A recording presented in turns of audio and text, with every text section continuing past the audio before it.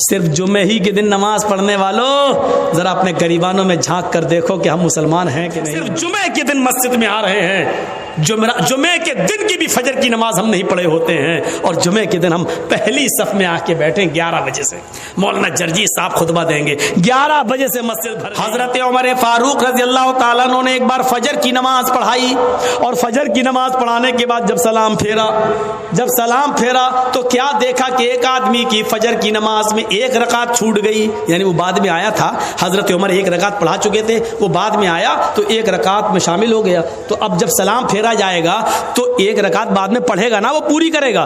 تو حضرت عمر نے اس کو دیکھا، یہ بعد میں آیا، پھر دیکھتے رہے، پتہ چلا ایک ہی رکعت اس نے پڑھی، یعنی ایک مل گئی تھی، ایک پڑھ لی اور ایک بعد میں پوری کر لی۔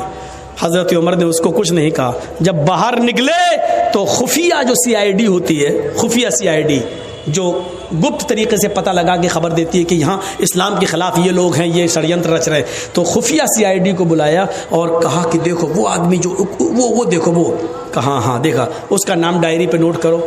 CID نے نوٹ کر لیا، کہا کہ اس کے بارے میں پتہ لگانا یہ روز دیر سے آتا ہے یا آج ہی دیر سے آیا ہے، نظر رکھنا، میں تو دوسری بستی میں دوسرے علاقے میں جا رہا ہوں، کل بھی دیکھنا اور پرسوں بھی دیکھنا، اگر کل بھی دیر سے آیا اور پرسوں بھی دیر سے آیا، اگر یہ 3 دن دیر سے آیا تو میں اس کو سزا دوں گا۔ CID نے کہا کیا سزا دیں گے؟ کہا میں اس کا داہنا ہاتھ کاٹ دوں گا اور بایاں پیر، یا دایاں پیر کاٹ دوں گا اور بایاں ہاتھ، ہم اس کا ایک ہاتھ کاٹیں گے اور اس کا ایک پیر کاٹ دیں گے، اگر دایاں ہاتھ کاٹیں گے تو بایاں پیر، اور بایاں ہاتھ کاٹیں گے تو دایاں پیر، اس کو خلاف سے ہم کاٹ دیں گے، ہم اس کو یہ سزا دیں گے۔ کہا امیر المومنین کیوں؟ کہا میں نے جناب محمد رسول اللہ کو یہ فرماتے ہوئے سنا ہے کہ منافقوں کے اوپر 2 نمازیں بڑی بھاری ہوتی ہیں، ایک عشاء کی اور ایک فجر کی۔ وہ عشاء کی نماز میں سستی کرتے ہیں اور فجر کی نماز میں تاخیر سے آتے ہیں، اگر یہ 2 دن اور دیر سے آیا تو میں سمجھوں گا کہ یہ منافق ہے، 3 دن اگر مسجد میں دیر سے آیا تو میں سمجھوں گا کہ منافق ہے۔ ایک وقت کی نماز چھوٹی تھی، وہ بھی ایک رکعت۔ صرف جمعے ہی کے دن نماز پڑھنے والوں ذرا اپنے گریبانوں میں جھانک کر دیکھو کہ ہم مسلمان ہیں کہ نہیں ہیں۔ اس کی فجر کی نماز نہیں چھوٹی تھی، ایک رکعت چھوٹی تھی، نماز تو مل گئی تھی، ایک رکعت تو ملی تھی، ایک رکعت بعد میں پوری کر لی۔ پیشاب پائخانے میں بھی دیر ہو سکتی ہے، سو کر اٹھنے میں بھی دیر ہو سکتی ہے، موبائل کا زمانہ نہیں تھا، الارم کا زمانہ نہیں تھا، آنکھ دیر سے بھی کھل سکتی ہے، بیچارہ سو گیا ہوگا یا جنگل میں کھیت میں لیٹرین اور پیشاب کرنے جانا پڑتا، ہو سکتا ہے کہ لیٹرین میں دیر ہو گئی ہو، بیچارے کو آنے میں کوئی بھی وجہ ہو سکتی ہے، لیکن حضرت عمر نے فوراً سزا نہیں دی، کہا ہو سکتا ہے ایسا، اس لیے آج دیر ہو گئی ہو، لیکن کل بھی دیکھنا اور پرسوں بھی دیکھنا، روز دیر تھوڑی ہوگی، اگر منافقت اس کے اندر آ گئی ہوگی تو یہ کل بھی دیر سے آئے گا اور پرسوں بھی دیر سے آئے گا، اور 3 دن دیر سے آیا تو میں اس کا ایک ہاتھ کاٹ دوں گا اور ایک پیر کاٹ دوں گا۔ ذرا اس واقعے کی روشنی میں ہم اپنے گریبانوں میں جھانکیں اور دیکھیں، سوچیں اور دیکھیں کہ ہم کتنے پکے مسلمان ہیں۔ صرف جمعے کے دن مسجد میں آ رہے ہیں، جمعے کے دن کی بھی فجر کی نماز ہم نہیں پڑھے ہوتے ہیں، اور جمعے کے دن ہم پہلی صف میں آ کے بیٹھیں 11 بجے سے، مولانا جرجی صاحب خطبہ دیں گے، 11 بجے سے مسجد بھر گئی۔ جو پورے ہفتے مسجد میں نہیں آیا، مولانا جرجیز کا خطبہ سننے کے لیے آج پہلی صف میں بیٹھا، سعودی عرب کا رومال ڈال کے، جنت الفردوس بھی لگایا، خوشبو آ رہی ہے، پہلی صف میں بیٹھا ہوا ہے بیچارہ، سعودی عرب کا رومال بھی ڈالا ہوا ہے، اور جمعے کے دن نماز پڑھ کے نکلا، داڑھی پہ ہاتھ پھیرتے، ایسا لگ رہا ہے جیسے اللہ تعالیٰ پہ بہت بڑا احسان کر کے آیا ہے۔ سماج کے لوگ میٹنگ کریں، بتائیں ان بے نمازیوں کے لیے آپ کے ہاں کتنے ایکشن لیے گئے، کتنے ایکشن؟ آپ جواب نہیں دے پائیں گے اس بات کا، آپ جواب نہیں دے سکتے اس بات کا، کتنے ایکشن لیتے ہیں آپ؟ شرابیوں پر ایکشن نہیں، جواریوں پر ایکشن نہیں، صرف لڑکا لڑکی لے کے بھگ جائے تو ایکشن لے لیتے ہیں آپ۔ آپ کی ذمہ داری بنتی ہے، آپ کی ذمہ داری بنتی ہے میرے بھائیوں، ہمیں ان چیزوں کو دیکھنا ہے، ہمیں ان چیزوں پر نظریں ڈالنا ہے، اپنے سماج میں ان عورتوں کو بھی دیکھنا ہے، بے پردگی عام ہوتی چلی جا رہی ہے، ان کے پہناوے پر بھی نظر ڈالو، اللہ کے نبی نے فرمایا نساء کاسیات عاریات ممیلات و مائلات، ایک ایسا زمانہ آ جائے گا کہ تم عورتوں کو دیکھو گے کہ بظاہر تو وہ کپڑے پہنے ہوئے ہوں گی لیکن حقیقت میں وہ کپڑے نہیں ہوں گے، وہ اندر سے برہنہ ہوں گی، اندر سے ننگی ہوں گی۔ دیکھ لیجیے آپ ہاف آستین کے کپڑے پہن رہی ہیں، آپ جو غیر شادی شدہ ہے جن کی شادی نہیں ہوئی وہ شلوار سوٹ پہنتی ہیں، آستینیں کھلی ہوئی ہیں، دوپٹہ بھی اب سر پہ نہیں رہا۔ اللہ کے رسول جب معراج پہ گئے تو آپ نے دیکھا کہ کچھ عورتوں کو سر کے بال پکڑ کر ایک درخت سے لٹکا دیا گیا جہنم کے اندر، اور ان کو الٹا الٹا ان کو گھمایا جا رہا ہے، اور ان کے ہاتھ پیچھے سے باندھ دیے گئے ہیں، اور ان کے دونوں سینوں میں، عورتوں کے دونوں سینوں میں خنجر بھونک دیے گئے ہیں یہاں سے، اور یہاں نکال لیا گیا ہے، یہاں سے خنجر ڈالا یہاں نکالا گیا ہے۔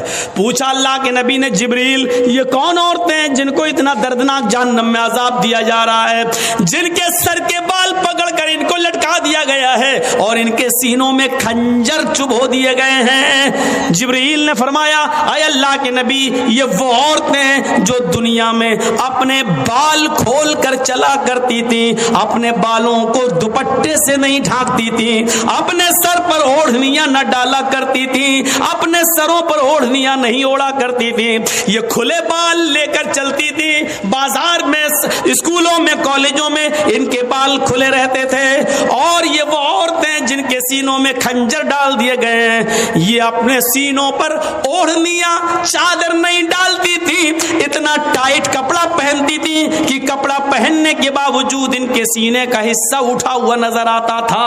غیر مرد ان کے سینے پہ نظر ڈالا کرتے تھے، آج ان کے سینوں کو چبھو دیا گیا ہے، ان کے سینوں میں خنجر ڈال دیا گیا ہے، ان کے سینوں میں خنجر بھونک دیا گیا ہے۔